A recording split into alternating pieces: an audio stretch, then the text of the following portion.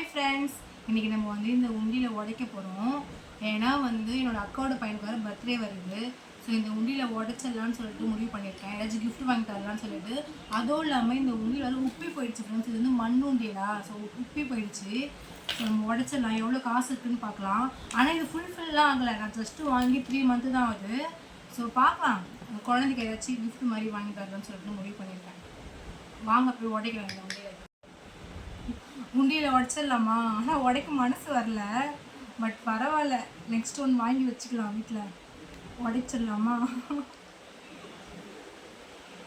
எனக்கு கொஞ்சம் ஃபீலிங்ஸாக இருக்கு. Few minutes later.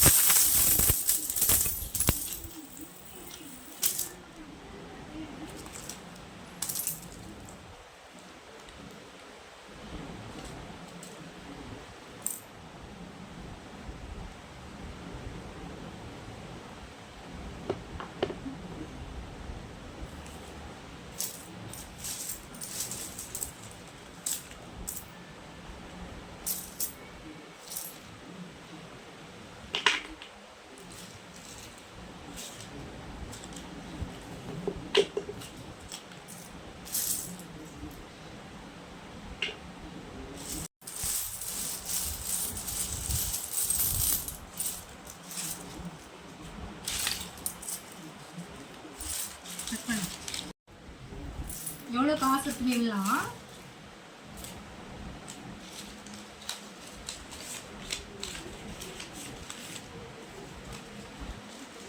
நிறைய சில்லற காசு தான் போட்டு வச்சிருக்கோம் போல. நான் மட்டும் போட மாட்டேன், எங்கள் வீட்டில் என்னோட அம்மா அப்பா எல்லாருமே போடுவாங்க காசு. இல்லை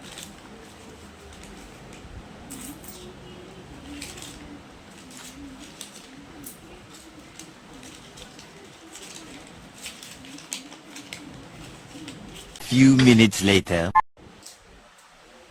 எல்லாமே எண்ணியாச்சு ஃப்ரெண்ட்ஸ். கரெக்டாக இதில் வந்து 2450 ரூபா இருக்குது. ஓகே தான், ரொம்ப பெருமையாக இருக்குது. ஃபஸ்ட் டைம் உண்டியில் காசு எடுத்து வச்சுருக்கேன். சேவிங்ஸ் தான் நான் அதிகமாக பண்ணுவேன். பட் ஆனால் உண்டியில் சேர்த்து வச்சு எனக்கு பழக்கொலை தான் ஃபஸ்ட்டு டைமு. ஸோ பரவாயில்ல, ஓகே. சீக்கிரமாக உண்டியில் எடுத்துட்டேன். ஏன்னா வந்து உண்டியில் வந்து ஒரு மாதிரி உப்பி போயிடுச்சோம். அப்புறம் நெக்ஸ்ட்டு வந்து குழந்தைக்கு வர பர்த்டே வருதா, ஸோ ஏதாச்சும் வாங்கி தரலாம் நம்ம சேவிங்ஸில் இருந்துன்னு சொல்லிக்கலாம். ஓகே ஃப்ரெண்ட்ஸ், உங்களுக்கு இந்த வீடியோ பிடிச்சிருந்துச்சுன்னா லைக் பண்ணுங்கள், ஷேர் பண்ணுங்கள், கமெண்ட் பண்ணுங்கள். பாய்.